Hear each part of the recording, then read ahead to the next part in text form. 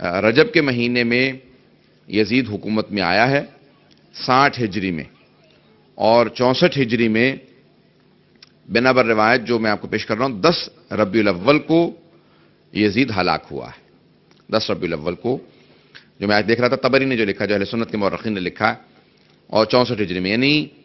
3 سال اور 8 مہینے اس کی حکومت رہی ہے۔ تو عزیزان گرامی 3 سال 8 مہینے حکومت رہی ہے، اور ان 3 سالوں کے اندر کہتے ہیں کہ 3 سال میں اس نے 3 ایسے گناہان کبیرہ، ویسے تو اس کی پوری زندگی گناہان کبیرہ سے بھری ہوئی ہے،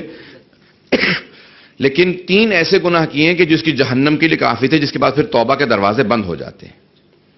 بعض ایسے گناہ ہیں جس کے بعد پھر توبہ قبول نہیں ہوتی ہے، تفصیل میں نہیں جاؤں گا اب۔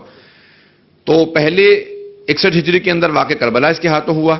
62 ہجری کے اندر واقع ہرہ، اور 63 ہجری کے اندر جو خانہ کعبہ پہ حملہ کیا، منجنیق سے باقاعدہ خانہ کعبہ کے غلاف تک کو آگ لگا دی گئی اس کے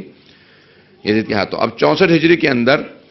جب اطباء کو بلایا گیا، طبیبوں کو بلایا گیا، جو اس زمانے کے ڈاکٹرز ان کو بلایا گیا، کہا یزید کو سکون نہیں ملتا ہے، کہا کہ اس کو ایک ایسا مرض لاحق ہو گیا ہے کہ اس کا کوئی علاج نہیں ہے، اور اس کا مرض معلوم ہی نہیں ہے کہ اس کو مرض ہے کیا، اس کی بیماری ہے کیا۔ عزیزان گرامی، وہ سب سے بڑی جو اس کی بیماری تھی کہ اس نے سید الشہداء کے قتل میں حصہ لیا تھا، بس وہی اس کا حکم صادر کر دینا اسے بیمار کر دینے کے لیے کافی تھا، کہ ذہنی مریض بھی تھا، روحانی مریض بھی تھا، جسمانی مریض بھی تھا۔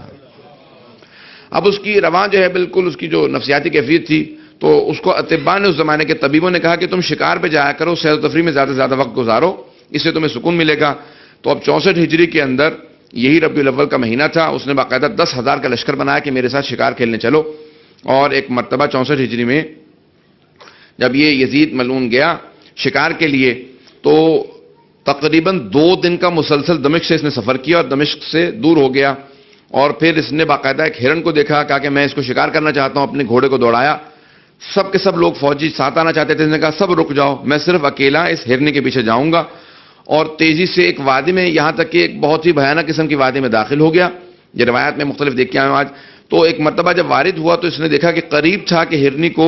یہ شکار کر لیتا، اچانک دیکھا کہ ہرنی اس کی آنکھوں سے اوجھل ہو گئی، اور یہ چاروں طرف سے دیکھنے لگا کہ بے انتہا خوف و ہراس کے اندر مبتلا ہوا، اور اس وقت سوچ رہا تھا کہ کیا ہوگا، یہ کیا کیفیت ہے، بے انتہا اس کو پیاس محسوس ہوئی۔ اچانک دیکھا کہ ایک سامنے سے آدمی آ رہا جس کے ہاتھ کے اندر ایک مشکیزہ ہے جس میں پانی ہے، کہا کہ مجھے تھوڑا سا پانی پلا دے۔ تو اس نے فوراً آواز دی، کہا کہ دیکھ تو نے حسین ابن علی کو پیاسا شہید کیا تھا، اب تو ہم سے پانی کی توقع رکھتا ہے۔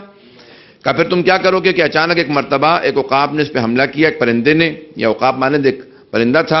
اور اس نے باقاعدہ یزید کو پورا نگل لیا۔ اس کا گھوڑا اس خوف سے بھاگا تو اس کے اوپر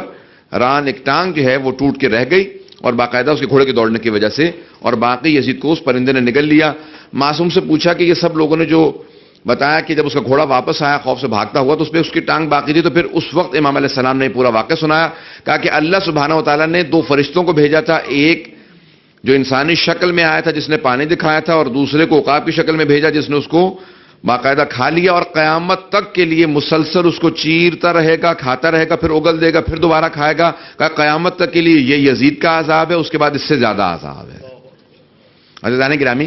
یہ قتل سید الشہداء کا اس کے اوپر جو عذاب نازل ہوا اس دنیا کے